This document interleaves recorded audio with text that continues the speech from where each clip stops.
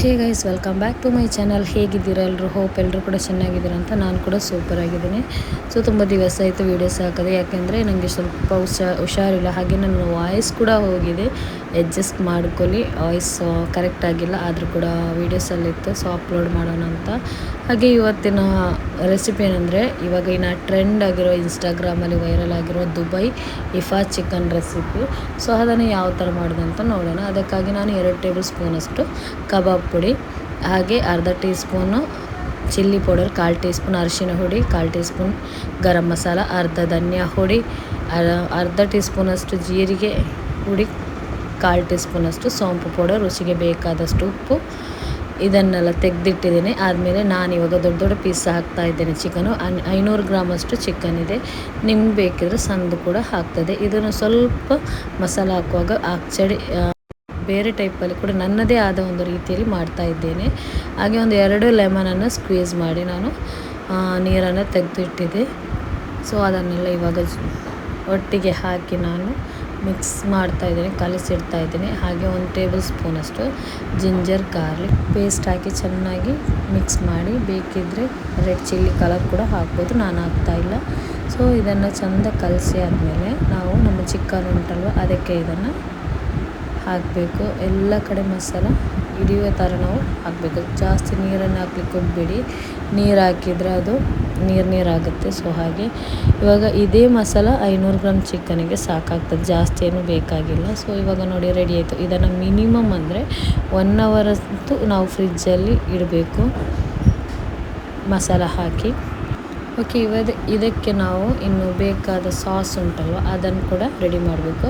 So ಇವಾಗ ನಾನು 2 ಎಗ್ಗನ್ನು boil ಮಾಡಿ ಅದರ ಎಗ್ ಯೋಕ್ ಉಂಟಲ್ಲ ಎಲ್ಲ ಅದನ್ನು ತೆಗೆದಿಟ್ಟಿದ್ದೀನಿ.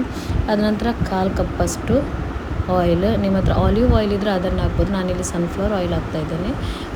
ಆದ ನಂತರ 2 ಟೇಬಲ್ ಸ್ಪೂನಷ್ಟು ವೆನಿಗರ್ ಹಾಕಿ, ಒಂದು 4 ಬೆಳ್ಳುಳ್ಳಿ ಅದರ ಸಿಪ್ಪೆಲ್ಲ ತೆಗೆದು, ಹಾಗೆ 1 ಕಪ್ಪಷ್ಟು ಫ್ರೆಶ್ ಕ್ರೀಮ್ ಹಾಕ್ತಾಯಿದ್ದೇನೆ, ಅರ್ಧ ಕಪ್ಪಷ್ಟು ಮಿಲ್ಕನ್ನು ಹಾಕ್ತಾಯಿದ್ದೇನೆ, ಮತ್ತು ರುಚಿಗೆ ಬೇಕಾದಷ್ಟು ಉಪ್ಪು ಹಾಕಿ, ಅನಂತರ 2 ಸ್ಲೈಸ್ ಚೀಸನ್ನು ಕೂಡ ಹಾಕ್ತಾಯಿದ್ದೇನೆ. ಉಪ್ಪನ್ನು ಹಾಕಿದ ನಂತರ ನಾವು ಅದಕ್ಕೆ ಒಂದು ಟೇಬಲ್ ಸ್ಪೂನಷ್ಟು ಸಕ್ಕರೆಯನ್ನು ಕೂಡ ಹಾಕಿ ಇದನ್ನು ಗ್ರೈಂಡ್ ಮಾಡಿದರೆ ಆಯಿತು. ಆವಾಗ ನಮಗೆ ಒಂದು ಟೇಸ್ಟಿಯಾಗಿರುವ ಸಾಸ್ ರೆಡಿ ಆಗ್ತದೆ. ಇಫಾ ಚಿಕನ್ಗೆ ಈ ಒಂದು ಸಾಸ್ ಮೇಯ್ನಾಗಿ ಬೇಕು. ಸೊ ಇವಾಗ ಇದು ರೆಡಿ ಆಯಿತು. ಇವಾಗ ನಾವು ಚಿಕನನ್ನು ಫ್ರೈ ಮಾಡೋಣ. ಅದಕ್ಕಾಗಿ ನಾನು ಇಲ್ಲಿ ಬಟ್ರನ್ನು ತಗೊಂಡಿದ್ದೇನೆ. ನಾನು ಇದರಲ್ಲಿ 50 ಗ್ರಾಮಷ್ಟು ಬಟ್ರ್ ಉಂಟು. ಅದನ್ನು ನಾನು ಪ್ಯಾನ್ಗೆ ಹಾಕಿ ಬಿಸಿ ಮಾಡ್ತಾ ಇದನ್ನು ತುಂಬ ಮೆಲ್ಟ್ ಆಗಲಿಕ್ಕೆ ಬಿಡಬೇಡಿ, ಯಾಕೆಂದರೆ ಅದು ಸೀದೋಗ್ತದೆ. ಸೊ ಇವಾಗ ನಾವು ಚಿಕನನ್ನು ಒಂದೊಂದೇ ಹಾಕಿ ಫ್ರೈ ಮಾಡಿದರೆ ಆಯಿತು. ಈ ಚಿಕನ್ 2 ಸೈಡ್ ಕೂಡ ಫ್ರೈ ಆಗಿ ಸಿಗಬೇಕು, ಚೆಂದ ಕುಕ್ ಆಗಬೇಕು, ಕ್ರಿಸ್ಪಿ ಬೇಡ ನಮಗೆ. ಒಳಗಡೆ ಜ್ಯೂಸ್ ಆಗಿದ್ದರೆ ತುಂಬಾ ಚೆಂದ ಆಗ್ತದೆ, ಟೇಸ್ಟಿ ಆಗ್ತದೆ ತಿನ್ನಲಿಕ್ಕೆ ಕೂಡ. ನೋಡಿದ್ರಲ್ಲಿ ಇವಾಗ ನಾನು 2 ಸೈಡ್ ಫ್ರೈ ಮಾಡ್ತಾ ಇದ್ದೇನೆ. ಫ್ರೈ ಆಗಲಿಕ್ಕೆ ಸ್ವಲ್ಪ ಟೈಮ್ ಹಿಡಿತದೆ, ನಾನಿವಾಗ ವೀಡಿಯೋದಲ್ಲಿ ಸ್ವಲ್ಪ ಸ್ಪೀಡ್ ಮಾಡ್ತಾ ಇದ್ದೇನೆ.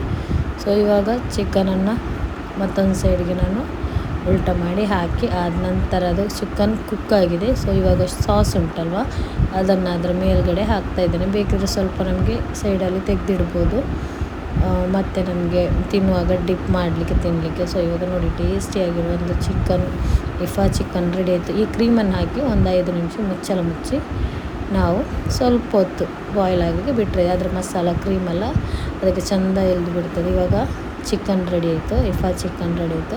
ಇದನ್ನು ನಾನು ಒಂದು ಪ್ಲೇಟಿಗೆ ತೆಗಿತಾ ಇದ್ದೇನೆ. ತುಂಬ ಅಂದರೆ ತುಂಬಾ ಟೇಸ್ಟಿಯಾಗಿದೆ. ಒಮ್ಮೆ ಆದರೂ ನೀವು ಇದನ್ನು ಟ್ರೈ ಮಾಡಲೇಬೇಕು, ಮಿಸ್ ಮಾಡಬೇಡಿ, ಅಷ್ಟು ಚೆನ್ನಾಗಿದೆ. ಸೊ ಆದ ನಂತರ ನಾನು ಇದಕ್ಕೆ ಗಾರ್ನಿಷ್ಗೋಸ್ಕರ ನಾನು ಸ್ವಲ್ಪ ಕೊರಿಯಂಡರ್ ಲೀಫು ಮತ್ತು ನಾನು ತೆಗೆದಿಟ್ಟ ಸಾಸ್ ಉಂಟಲ್ಲ ಅದನ್ನು ಕೂಡ ಹಾಕ್ತಾಯಿದ್ದೀನಿ.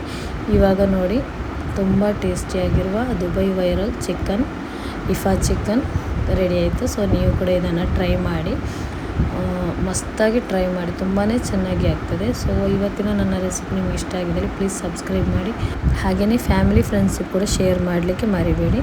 ನೆಕ್ಸ್ಟ್ ಒಂದೊಳ್ಳೆ ರೆಸಿಪಿಯಾಗಿ ಸಿಗೋವರೆಗೂ bye, take care, thank you for watching.